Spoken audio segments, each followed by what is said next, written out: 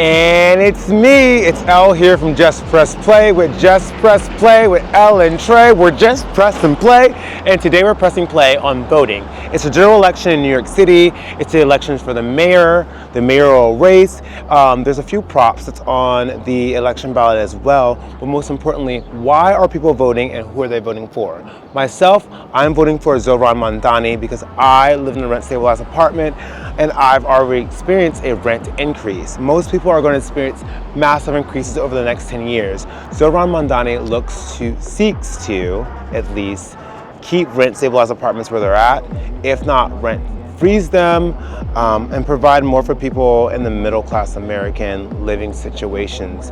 As you know, in this country that a lot of our jobs are dwindling, people are unemployed, it's becoming more and more unaffordable, especially here in New York City. So we're gonna head to the polls, I'm gonna vote, and we're gonna find out why people are voting and who they're voting for.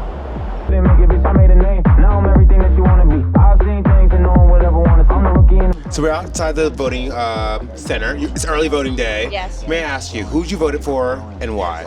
I voted for Mamdani because I understand that people are concerned about how realistic he is. Yeah. But every politician has restrictions. And what I love is that he is capturing people's imagination. He's got new ideas, he's working hard, and unlike some of the other candidates, he doesn't have a lifetime of corruption.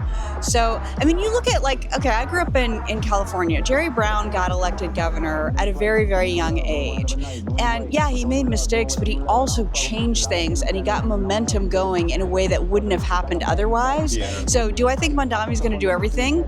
No, but is he gonna stir things up and open up the channels of change? Yes. Absolutely.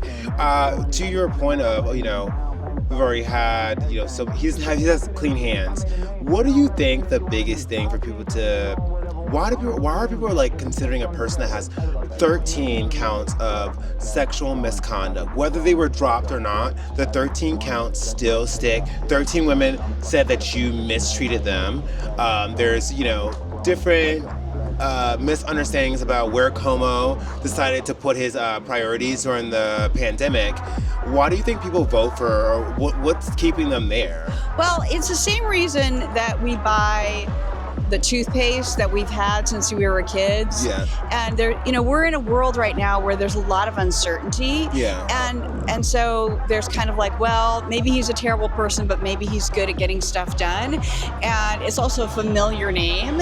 And people do tend to, if you ask people if you've heard of a brand, even if you don't like it, you'll automatically go, oh yeah, it must be better because I've heard of it.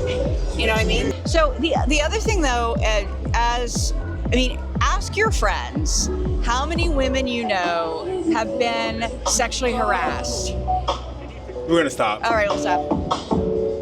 It's okay. It's a free stream. Everyone gets to do what they want with a free stream. It's a free. It's music. It's not.